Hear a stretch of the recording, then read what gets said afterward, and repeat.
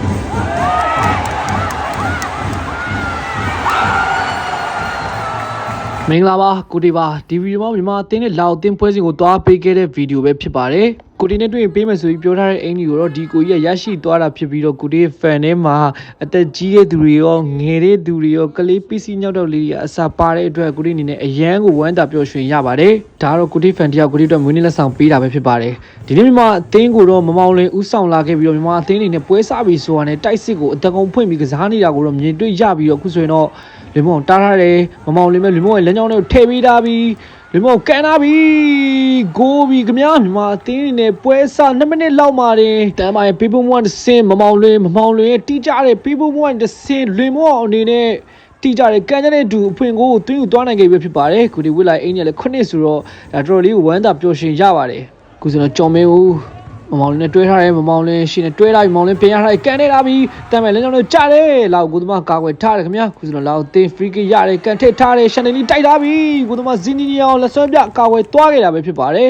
်ခုဆိုတော့လောက်သင်းမဲ့ရထိုင်မောင်လင်းနောက်ဒီဆင်းဖြတ်ထားတယ်လောက်သင်းမဲ့တစ်ချက်ဖိတ်ထားတယ်ကန်ထစ်ထားပြီးဒီချိန်မှာတော့ကိုသမားဇီနီနီအောင်အနေနဲ့လောက်အသင်းကိုတွင်ကိုခွင့်ပြုခဲ့ရပြီပဲဖြစ်ပါတယ်ပွဲကစားနေ18မိနစ်လောက်မှာတော့လောက်အသင်းအနေနဲ့ချီပါကိုပြန်လည်ရရှိသွားခဲ့ပြီးတော့1-1ဆိုတဲ့တီးရလိုက်တော့ထွက်ပေါ်နေပြီပဲဖြစ်ပါတယ်ဒီမှာအတင်းမဲ့ခုဆိုတော့လူမောင်မောင်လေးလမ်းကြောင်းလေးထည့်ပေးထားပြီးဝင်းနိုင်ထုံးကန်ပြီးဝင်းနိုင်ထုံးမဲ့ဂိုးပြီးခင်ဗျာဒီနေ့ပွဲစဉ်မှာတော့ညာထောင်မှာကစားနေတဲ့လူမောအောင်ကွင်းထဲမှာကစားနေတဲ့မမောင်လေးတို့ရဲ့တူအားရုံးအားတွေကနေတဆင့်မြန်မာအသင်းအနေနဲ့အခွင့်အရေးတွေအများကြီးရရှိခဲ့ပြီးဒီချိန်မှာလေးဝင်းနိုင်ထုံးဒုတိယမြောက်ဦးဆောင်ကိုတွင်းယူသွားနိုင်ခဲ့ပြီဖြစ်ပါတယ်ခုဆိုတော့လာအိုအသင်းမဲ့ဘေဂျန်ဆွဲလာပြီးတစ်ချက်ပတ်ထားတယ်လာအိုအသင်းမဲ့မနောက်တော့ကြော်ဖြတ်လာပြီးတစ်ချက်တုတ်လာပြီးကန်နေထားပြီးလာအိုအသင်းချက်ချင်းဆိုသလိုတွင်းကိုပြန်လည်ရရှိသွားပြီးဒုတိယမြောက်ခြေပါကိုကျွန်တော်们အသင်းကောင်းဆောင်ပြန်လည်တွင်းယူသွားနိုင်ခဲ့တာပဲဖြစ်ပါတယ်အသင်းကောင်းဆောင်အနေနဲ့ကတော့ဇွဲခက်မင်းကိုတဦးချင်းကြော်ဖြတ်ပြီးတော့သူတို့အသင်းအတွက်ဒုတိယမြောက်ခြေပါကိုကျွဲကစားချိန်23မိနစ်မှာပြန်လည်တွင်းယူသွားခဲ့တာပဲဖြစ်ပါတယ်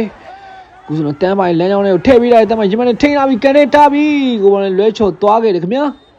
ခုဆိုတော့မမောင်နေမဲ့ဖြစ်တယ်မို့ကန်ထည့်ထားပြီးလောက်အသင်းကိုသမားလက်စွမ်းပြအကောက်ွယ်သွားခဲ့တာပဲဖြစ်ပါတယ်ဒီလိုမမောင်လေးကန်ထစ်ထားပြီးဝင်းနိုင်ထုံးပိတ်ထားတယ်ဂိုးပြန်ပြီခင်ဗျာမမောင်လေးပေးဖို့မွန်းတစ်စင်ဝင်းနိုင်ထုံးနောက်ထပ်ဦးဆောင်ကိုတကိုထပ်မံသွင်းယူသွားခဲ့ပြီပဲဖြစ်ပါတယ်ဒီနေ့ပွဲစဉ်မှာမမောင်လေးဖြတ်တင်မောတွေကတော်တော်လေးကိုတိကျတည်တယ်လုံးပြီးတော့ဒီအချိန်မှာလဲဝင်းနိုင်ထုံး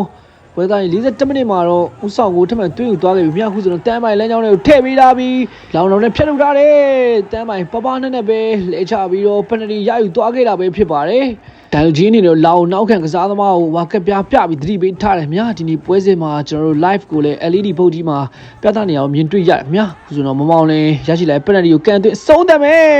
ဂိုးပြီခင်ဗျာမမောင်လင်းအနေနဲ့ရှေ့မှာလဲတွင်ကို3ကိုဖန်တီးမှု3ချိန်ပြုလုပ်ထားပြီးတော့အခုချိန်မှာလဲသူကိုယ်တိုင်ပန်ရန်စင်တွင်းကိုရယူသွားခဲ့ပြီးတော့ရိုနယ်ဒိုရဲ့အောင်ပွဲခံမှုနဲ့အတူအောင်ပွဲခံသွားခဲ့ပြီပဲဖြစ်ပါတယ်ကျွန်တော်ပြောနေစဉ်အတွင်းမှာပဲပထမပိုင်းပြီးဆုံးသွားခဲ့ပြီးတော့မြန်မာအသင်းတွေလည်းလာအိုအသင်းကို၄ဂိုး2ဂိုးဆိုတဲ့ရလနဲ့တော့ဦးဆောင်ထားတယ်ခင်ဗျာ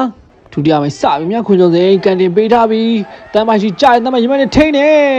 တန်းပိုင်းဒီနေ့ပွဲစဉ်မှာတော့ပိုင်ခွင့်ရေးတွေကိုနည်းငယ်လွှဲချော်နေရပဲဖြစ်ပါတယ်ခုဆိုလဲတန်းပိုင်းလမ်းကြောင်းတွေကိုထည့်ပေးထားပြီးတန်းပိုင်းရလာတဲ့ဂိုးပြီခင်ဗျာကျွန်တော်ပြောနေစဉ်အတွင်းမှာပဲတန်းပိုင်းအနေနဲ့ရရှိလာတဲ့အခွင့်အရေးကိုတော့သွင်းကိုဖြစ်ပြောင်းလဲသွားခဲ့ပြီပဲဖြစ်ပါတယ်အထောင်တိုက်စစ်မှုနေရာမှာရှိနေတဲ့တန်းပိုင်းဒီချိန်မှာတော့ရရှိလာတဲ့အခွင့်အရေးကိုသွင်းကိုဖြစ်ပြောင်းလဲသွားခဲ့ပြီးတော့9ဂိုး2ဂိုးဆိုတဲ့ရလနဲ့တော့မြန်မာအသင်းဦးဆောင်သွားခဲ့ပြီခင်ဗျာခုတော့ဝင်းနိုင်ထုံးလမ်းကြောင်းတွေကိုထည့်ပေးလိုက်ပြီးချက်ထုတ်ထားတယ်ကန်တင်ပေးထားပြီးလူမောင်ရထားသေးတယ်ပိတ်ထားပြီးလောင်နောက်တန်းဖြတ်ထုတ်ထားသေးတယ်ခင်ဗျာခုတော့မမောင်လေးကန်ထည့်ထားတယ်ဝင်းနိုင်ထုံးခေါင်းတိုက်ထားတယ်ကိုပေါင်းနဲ့နည်းငယ်လေးလွှဲချော်သွားခဲ့တာပဲဖြစ်ပါတယ်ဝင်းနိုင်ထုံးဒီနေ့ပွဲစဉ်မှာတော့တော်လေးကိုတူဝိုင်းအောင်ကောင်းနေအောင်မြင်တွေ့ရခင်ဗျာခုဆိုတော့ဂိုးမစင်းကြီးအောင်အမားရမရှိလေပေါ်မှာဝဲပြီးတော့ဘောလုံးတက်ဆွဲထားတာပဲဖြစ်ပါတယ်ခုဆိုတော့မမောင်လေးပဲရထားသေးတယ်မမောင်လေးပဲလောင်နောက်ကလိုက်ဆွဲထားတယ်အချင်းရောက်တော်တင်းမာနေပြီးတော့မမောင်လေးကိုလာဦးကစားသမားလက်ပါလိုက်တဲ့ချင်းတို့ကျွန်တော်မြင်တွေ့လိုက်ရတာပဲဖြစ်ပါတယ်ဒီချိန်မှာတော့မောင်လေးနဲ့ဘာမှတုံ့ပြန်ထားခြင်းတော့မရှိဘူးခင်ဗျာထိုင်ကြီးအနေနဲ့တော့ရှုပ်ထွေးနေတဲ့အခြေအနေနဲ့ပတ်သက်ပြီးတော့ထိန်းချုပ်ဖို့ကြိုးစားနေခင်ဗျာကစားသမားရဲ့ကြားထဲမှာလည်းတော်တော်လေးကိုပြင်းပြင်းထန်ထန်စကားများနေခဲ့ကြပဲဖြစ်ပါတယ်တိုင်ကြီးအနေနဲ့တော့မောင်လင်းကိုအနီးကပြားဓာတ်ရိုက်နီထုတ်ပြခဲ့ပြီးတော့လာဦးကစားသမားကိုတော့ဝါကပြားတာပြသခဲ့တာပဲဖြစ်ပါတယ်ဒီအခြေအနေနဲ့ပတ်သက်ပြီးတော့မြန်မာအသင်းကစားသမားတွေ VR ကြည့်ဖို့အတွက်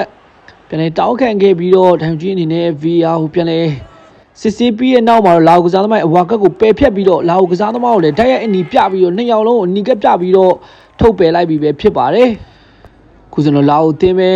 တောင်းကမကြထားတဲ့ကန်ထဲထားပြီးမြန်မာအသင်းကောင်းခုံတိုက်ထားတယ်မြန်မာအသင်းမရှင်းထုတ်သားလေးခင်ဗျာဝင်နေတွဲဆော့ထားတယ်ကျွန်တော်မကိုလာပေါ်ပေါ်ရင်းနေထိမ့်ပြီးယူသွားပြီးကျွန်တော်10လမ်းရောက်နေထည့်ပေးထားတယ်ဝင်နိုင်ထိုးမယ်တို့လေးတူအောင်ကောင်းကောင်းနဲ့ကန်တင်ပေးထားပြီမြန်မာအသင်းကစားသမားတွေနည်းနည်းလေးနောက်ကျနေခင်ဗျာမြန်မာအသင်းတံပြန်တိုက်စစ်တို့လေးအားကောင်းတော့မြင်တွေ့ရခင်ဗျာခုလောက်အသင်းကန်ထားတယ်တိုင်ထိပြီးတော့ထွက်သွားခဲ့တာပဲဖြစ်ပါတယ်ခုကျွန်တော်ဟေးစီကလင်းဝင်နိုင်ထိုးလမ်းရောက်နေပေးထားပြီးဝင်နိုင်ထိုးမယ်ကန်တင်ပေးထားတယ်ဟိန်ထောင်ကန်တင်ထားပြီး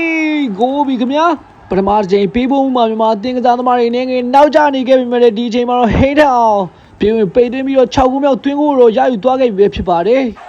ခုစတော့ဝင်းနိုင်ထုံးမယ်တကူတော့ဆွဲပြေးလာပြီးဝင်းနိုင်ထုံးမယ်ကန်ထိတ်ထားပြီးဂိုးပြီခင်ဗျာဒီနေ့ပွဲစဉ်ဝင်းနိုင်ထုံးအနေနဲ့ hat trick သွင်းကိုတော့သွင်းယူသွားနိုင်ခဲ့ပြီပဲဖြစ်ပါတယ်